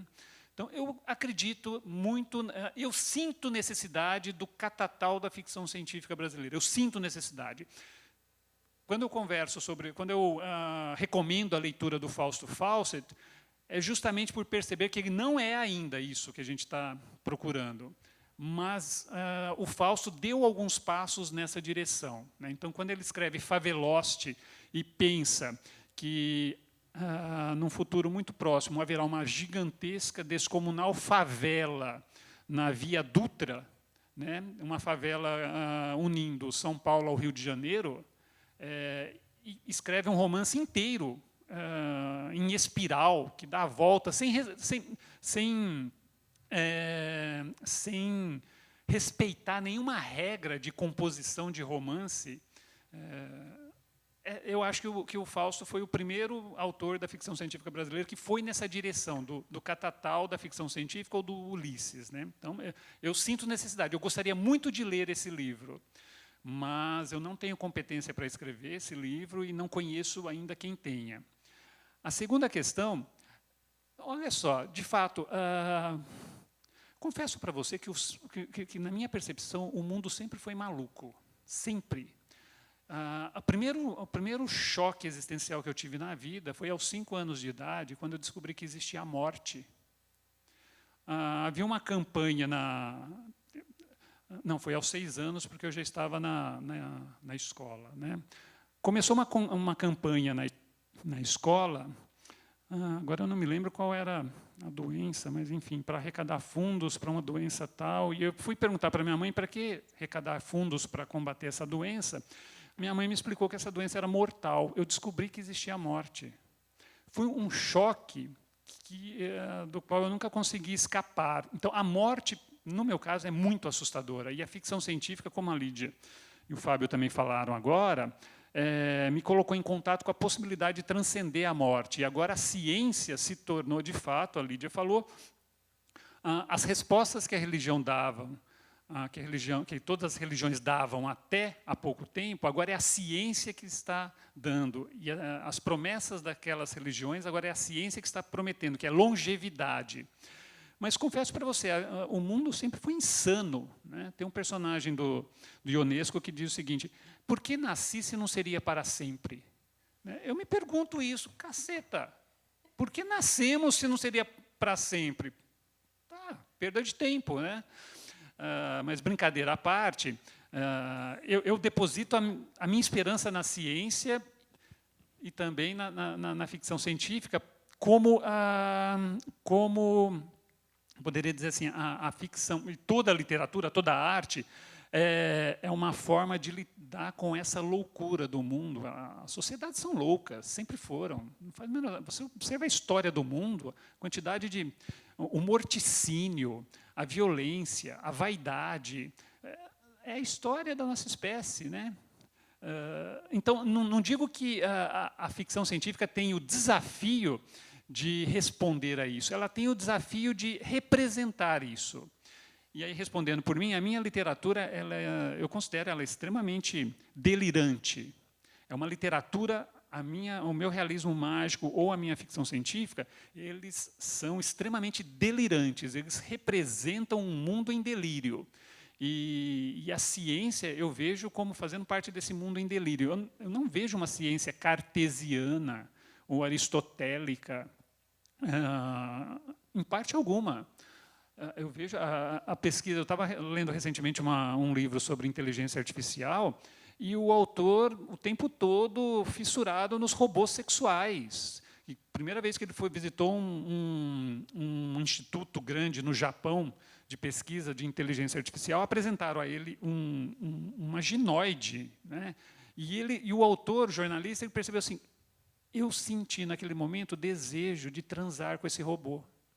Quer dizer, o que move a ciência são desejos muito antigos, crenças muito obscuras, muito sombrias, né? O desejo da permanência, viver mais. Só para encerrar, eu vou lembrar de um incidente que aconteceu com a Lídia. Você participou de um debate recentemente, foi transmitido, teve uma live, em que você estava, logo no começo, estava conversando com outro rapaz sobre a possibilidade dessa longevidade, né? Vocês estavam conversando que a ciência agora, como nos bons livros de ficção científica, estava coordenando, por meio da engenharia genética e também das próteses eletrônicas, a possibilidade de que a gente possa viver nos próximos séculos, talvez 200, 300, 400, 500 anos, né? E aí, mas o rapaz ficou horrorizado, ele disse assim, ninguém vai querer viver tanto, ninguém vai querer viver tanto. E, mais uma vez, eu precisei ficar pensando sobre isso uma semana. Eu discordo, eu quero. Eu fiquei bravo, falei, não responda por mim, por favor. Mesmo que o mundo todo não queira, eu quero. Porque eu quero investigar essa loucura. O mundo, para mim, ainda não faz sentido.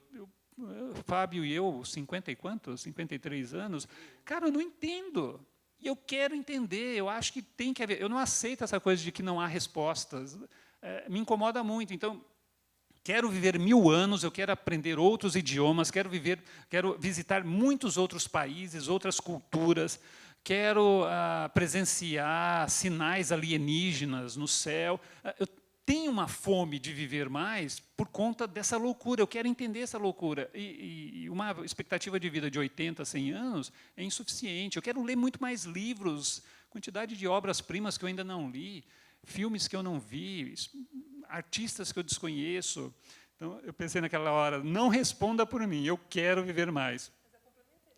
Nelson, alguém precisa me ajudar aqui na plateia ou na mesa. Tem um conto do Borges, onde as pessoas param de morrer e é uma desgraça. O Borges tem uma visão não parecida com a tua. É do Saramago, é um romance do Saramago, As Intermitências da Morte. Mas aí que está, Goldfarb. Eu vou achar do Borges também, acho que é anterior. O Borges tem um conto maravilhoso chamado O Imortal. Mas As Intermitências da Morte é a visão muito mais elaborada artisticamente desse rapaz com quem a Lídia estava debatendo. É uma visão de alguém que não... A pergunta é o seguinte, se a vida é tão ruim, se mata. Não é? Tá bom, então está ruim agora, vai estar ruim daqui a 10 anos, se mata. Mas eu acredito que isso é só uma posição retórica, né, Exato. Porque se os jornais noticiarem a semana que vem que descobriram uma substância, ou sintetizaram uma substância capaz de estender a nossa vida por um século ou dois, sem nenhum efeito colateral. Nós vamos viver como o Orlando da Virginia Woolf, nós vamos viver 400 anos com corpinho de 35. Eu ia ser o primeiro na fila.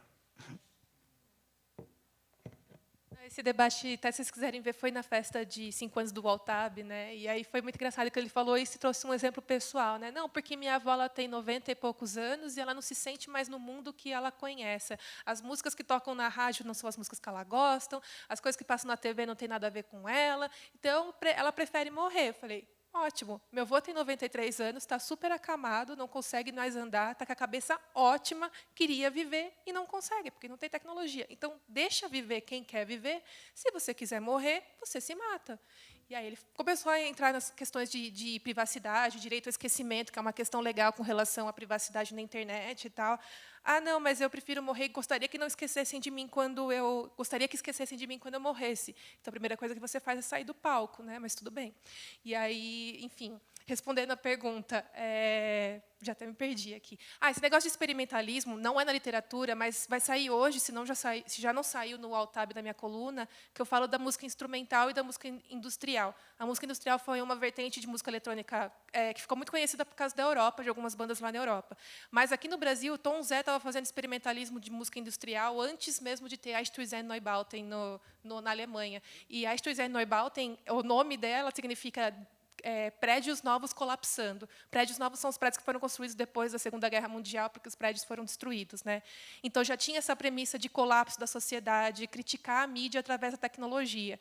E uma coisa que eu entendi pela minha leitura é que hoje a gente usa a tecnologia não para criticar o status quo, mas para, sim, seguir o que o status quo está mandando fazer. Então, a gente usa a inteligência artificial para criar um roteiro de filme mainstream, ou criar música pop. E aí tem um cara inglês que chama Ash Kush, que ele está criando umas inteligências artificiais que fazem música. Só que são músicas pop. E uma coisa interessante que ele falou é que, na verdade, por que não acontece dessas subculturas, esses subgêneros da música não darem certo? E vamos pensar em literatura também. Porque as pessoas não pagam, não tem dinheiro para manter essa produção. Então, e se, de repente, tivesse uma inteligência artificial que cria uma combinação de sertanejo com rock progressivo, sei lá, talvez um humano não tivesse essa ideia à primeira vista, mas a inteligência artificial vai lá e faz, e ela não... mas estou dando um exemplo aqui, o mais esdrúxulo possível, né? Mas, e aí, como é de graça fazer com a tecnologia da inteligência artificial, então a gente cria esses subgêneros e produz música sem depender de um sistema financeiro para dar sustentação. E aí, com relação à tecnologia e escrever, é um desafio, por isso mesmo que eu estou... depois de 2013, por questões também de mercado da editorial aqui no Brasil, eu meio que desencanei de escrever ficção científica, e quando eu retornei para escrever, eu percebi, putz, eu estou fazendo um artigo acadêmico, porque eu pesquiso tanto a tecnologia para entender ela, que isso acaba ficando muito na minha cabeça. Então, eu acho maravilhoso quem tem a capacidade como o Nelson, ou então quando eu leio a Diana Wynne-Jones ou a Ursula Le Guin, que elas têm uma capacidade especulativa maravilhosa que eu acho que eu não consigo. E por isso que eu falo das minhas amarras, porque quando eu vou escrever, eu acho que eu sou mais próxima do Clarke, talvez porque eu sou muito cientificista, muito... Nem tanto, porque ele já tinha uma poética também, né? Mas eu sinto escrevendo um artigo. E aí, por acaso, eu fui encomendada de escrever umas histórias de ficção científica para uma empresa, o que é muito interessante. Eu até falei, gente, mas vocês vão querer literatura, ninguém lê ficção científica, né, hoje em dia. Fui meio mercadológica e preconceituosa, mas, enfim, deixando isso de lado, eles pediram para escrever em inglês também. E aí o que eu estava percebendo é que eu precisava passar uma ideia do que eles querem como empresa, que é uma empresa de pagamentos descentralizados, blockchain, entre aspas. Mas tem todo um conceito de buraco negro, sei lá. Enfim, eles me deram vários assuntos que eu tenho que conectar na ficção. E aí que eu percebi que muito que eu estou escrevendo lá, na verdade, já existe, eu já vi em pesquisa. Mas até que ponto escritores como Clarke também já não tinham visto em pesquisa científica e especulado o desdobramento disso? Então, até que ponto o autor de ficção científica tem que criar do zero uma tecnologia e não só especular um 2.0 para aquela tecnologia que está sendo estudada, sabe? Pelo menos da minha parte, eu penso muito assim. Eu não consigo viajar, e acho lindo quem viaja, mas não sei se eu respondi a sua pergunta, mas mais ou menos por aí que eu penso. E eu penso o contrário dela. A questão é assim, não, mas é porque eu acho, você falou da ciência, você falou da coisa da tecnologia, aí que está a história. Como eu falei agora há pouco, a ciência, né, parafraseando o Antônio Calado, em Quarupi, a ciência é apenas o centro da ficção científica. Então, aquilo que esse termo foi inventado, né, essa expressão, foi uma expressão mercadológica criada em 1926 pelo Hugo Gernsback, né? Porque, na verdade, na época, aqueles contos que ele encomendava eram para divulgação científica mesmo. E pouco depois a coisa virou outra coisa, virou aventura pura e simples. Então é o seguinte, ficção científica, claro que eu gosto da ficção científica com ciência, eu tenho lido uns trabalhos muito legais, mais antigos, mais recentes e tal, mas é tal negócio, né? Ela não... Tem um outro ditado que eu não vou lembrar agora de quem é, que a política é muito importante para ser deixada apenas nas mãos dos políticos. Né? Eu acho que a ficção científica também é muito importante para ser deixada apenas na mão dos cientistas. Né? Então, depois que você tem o conceito de soft science, soft SF, né, que é a ficção científica soft, que são as ciências humanas, então a gente começa a pensar, bom, podemos falar de outra coisa que não seja astrofísica. E a gente começa a desenvolver. Eu, hoje em dia, realmente estou tentando realmente viajar mais, estou tentando pensar em outras coisas bem diferentes. É o negócio. Eu gosto muito de um outro escritor que é da nossa geração, um britânico, que é o Alastair Reynolds, que ele só escreve histórias num futuro distante. E ele, de vez em quando, ele escreve umas histórias próximas da nossa realidade, mas ele fala que eu não consigo. Ele acha que ele não consegue fazer justamente por causa disso. Aí sim, ele falou, eu quero escrever uma coisa para daqui a 30 anos, eu me embanando todo. O cara fala isso, o cara ganhou vários prêmios, escreveu 300 livros, tal, mas ele fala, ó, eu acho mais fácil escrever coisas daqui a 500 anos. Porque, evidentemente, tem aí uma grande sacanagem. Né? O cara vai extrapolar para muito longe a tecnologia. E, atualmente, eu estou preferindo mais fazer isso. Mas nem só em termos do que poderá ser cientificamente a humanidade daqui a 500 anos. Eu tenho pensado muito em outras questões, justamente do social. Tipo, será que a gente vai poder ter uma sociedade sem violência daqui a 500 anos? Ou a gente vai realmente se repetir como a humanidade se repete? Será que a gente vai ter longevidade? Se tiver longevidade, o que vai acontecer? Quais são os desdobramentos? Nós vamos ter partidos políticos daqui a 500 anos? Se não tivermos, nós vamos ter o quê no lugar? Vai ter alguma coisa no lugar? Eu estou escrevendo agora um romance para o ano que vem e eu estou botando todas essas questões na berlinda e não tenho resposta, mas eu quero tentar brincar o máximo que eu puder com elas. Só complementar que isso não é que eu acho que é o certo, tá? É só o que eu faço. Então, tudo bem contrariado. Nelson, eu lembrei uma coisa para te animar aqui. Há 40 anos, eu estou com 62, eu estava fazendo o meu doutoramento, minha pós-graduação, lá em Montreal. E o meu orientador tinha 60, era um argentino, Mário Bung, e nas discussões na aula de epistemologia, lá, de filosofia da ciência, ele gostava de brincar, quando a gente estava falando sobre a questão da vida, quanto tempo a gente vai viver, que ele era muito científico, muito ligado à ciência, que nunca ninguém tinha provado para ele que ele iria morrer. Ele falava, tá, tudo bem, tem estatísticas, tem probabilidades, ele fala, eu, de certa forma, penso, como você, que eu sou imortal, porque, no fundo, eu não tenho certeza que eu vou morrer. Você acredita, que o mês passado o Mário Bung fez 100 anos e ele está bem física e mentalmente. É o único que eu conheço, que eu vivi junto. É uma certeza muito animadora mesmo. Vou usar para mim. Inspirado, deve inspirar. Eu sempre existi, que comprovação há de que morrerei? Né? Gostei dessa, Good Farb. Mas, de fato, essas inquietações que são perpétuas, né? Independe do nível de avanço tecnológico. E, bem ou mal, a tecnologia, ela promete o que não vai cumprir, né? Ela promete resolver uma série de questões fundamentais. O Fábio apontou uma, né? Da organização social, da paz e do equilíbrio e da justiça, mais que tudo. Prometeu no final do século XIX, não cumpriu, vieram 2 guerras mundiais, agora ela toma um pouco mais de cuidado, a ciência e a tecnologia, mas, de qualquer maneira, eu me encanto, exatamente, eu acho que eu me encanto com as promessas, eu acho que a gente vive um pouco se o sentido de esperança plena a gente precisa dessas promessas, né? Que elas estejam atreladas ou em algo concreto. E, de qualquer maneira, a literatura na minha vida, ela tem o mesmo sentido que o oxigênio, a literatura. Todo artista vai dizer isso, né? Artes plásticas, música, a gente precisa para continuar sobrevivendo. Não é uma promessa de que ela vai apontar soluções utópicas ou um desfecho distópico. Ela nos mantém saudáveis, mentalmente saudáveis, é isso, né? Para isso que serve a arte e a literatura, nem tanto para determinar um mapa seguro de para onde devemos ir. Porque meu doutorado é basicamente isso, a minha tese tem que explicar todas essas questões, né? A morte como a angústia primordial do ser humano e a arte como uma forma de tentar sobreviver a essa angústia, né? Então, como você falou, até esqueci de falar, né? Mas se a gente sabe que vai morrer, então para que estar vivo, né? Então a gente cria esses subterfúgios que é a arte, tecnologia, moralidade, família, assim, para dar um sentido e fazer sentido viver. E aí no Bistrina ele fala sobre a semiótica da cultura, né? Ele fala das raízes da cultura. E uma das raízes é a morte, aliás, é o sonho. Mas como o sonho na mitologia grega é irmão gêmeo da morte, e a gente fala sobre a gente morre todos os dias, acho que era Santo Agostinho que falava isso, não sei, a gente morre todos os dias quando a gente dorme, né? Então tem essa correlação. Ele fala como a morte realmente é uma forma da gente criar. E a gente cria arte, a gente cria contos, a gente cria romances, a gente cria essa discussão que a gente está fazendo aqui. É uma coisa meio fúnebre, mas é uma coisa interessante para se pensar, como essa consciência da morte faz com que a gente continue à frente.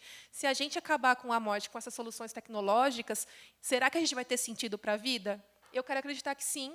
Acho que essa curiosidade, principalmente, é uma questão que a gente pode ter como forma de, se a gente tiver eternidade, contrabalancear com falta de morte. E acho muito interessante também o que o Yuval Harari fala com relação a isso.